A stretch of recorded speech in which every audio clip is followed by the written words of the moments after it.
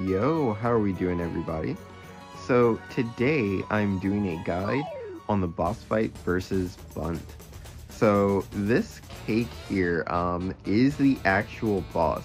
There's going to be two chefs that start the fight alongside the boss. Essentially there's like three stages to this fight. And so in this first stage we do have the two chefs here. You don't actually want to be targeting the chefs. You want to, do get the thought peek if you're going for a complete monster list. But, yeah, even if you thought peek them, it will show that they have 100 HP. But if you are targeting the chefs, they will not be taking any damage. You can do damage if you, do a perfectly timed action command onto the chef, and it will instead do damage to the cake boss. But no, you want to just attack the cake boss itself. If you do that, then the chefs will start to notice that, hey, wait a second, the cake seems to be alive. Now this there's like two goes of this. You need the chefs to notice that at least 2 times, and then the first phase of the fight will be over.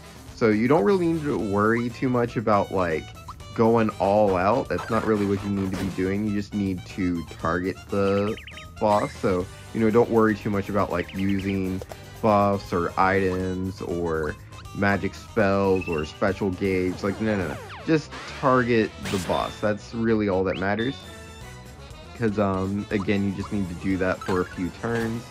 And then eventually the the first chef will say to the second chef, hey buddy, yeah, no, this cake is alive. This is this is not good. Because yeah, the second chef doesn't notice it moving at first.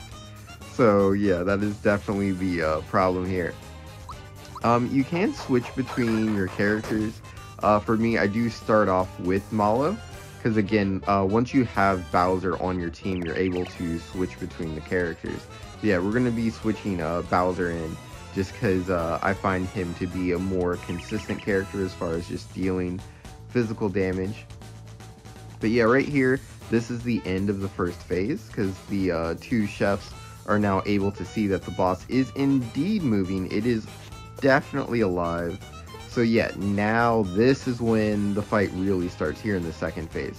So again, HP isn't really the thing you need to be concerned about. You don't need to be boosting.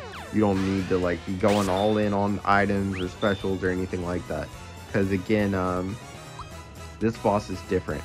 So for this phase, what you need to do is, mind you, I do go ahead and use this special gauge here, but again, it's not really going to make too much of a difference.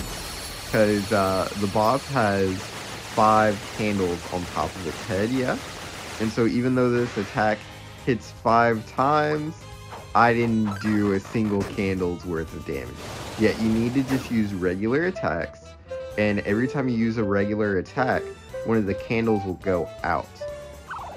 And yeah, right there, Bowser went to sleep, and the boss got a candle back. So yeah, just as every time you take an action, well, not an action, an attack action, you can knock a candle out. Every time the boss takes an action, they get a candle back.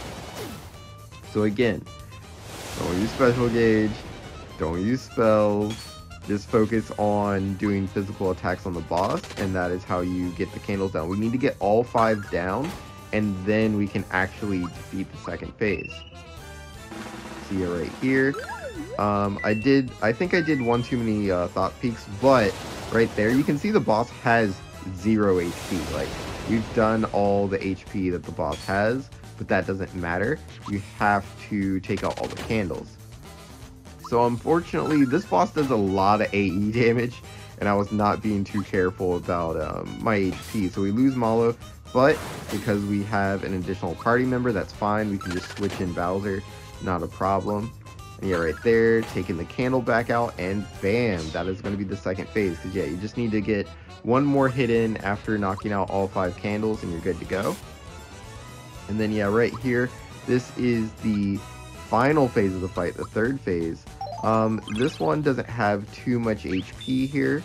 So I'm trying to make sure to bring Malo back so I can get to Thought Peak, because this third phase of the fight, technically it's like a different entity.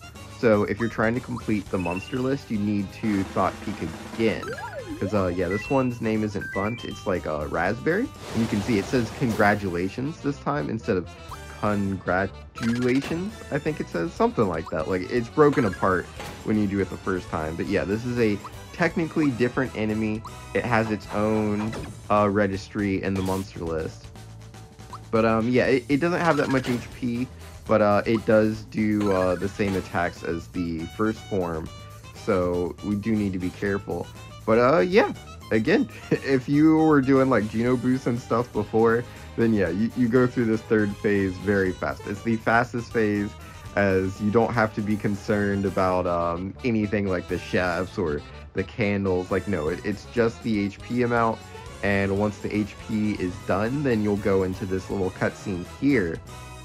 Because, this boss is special. It doesn't, like, die like other bosses do, or I guess I should say be defeated, because yeah, once they reach 0 HP, for this boss, it is big chillin', but thankfully with the snippet showing up and this lovely booster man over here, we are gonna feed the boss to Booster.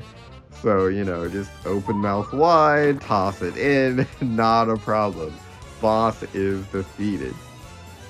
So, not every day you get to eat a delicious boss.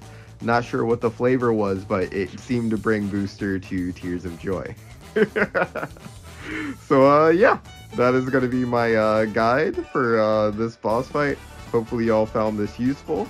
If so, let me know in the comments down below. Either way, I'll catch y'all next time. Peace!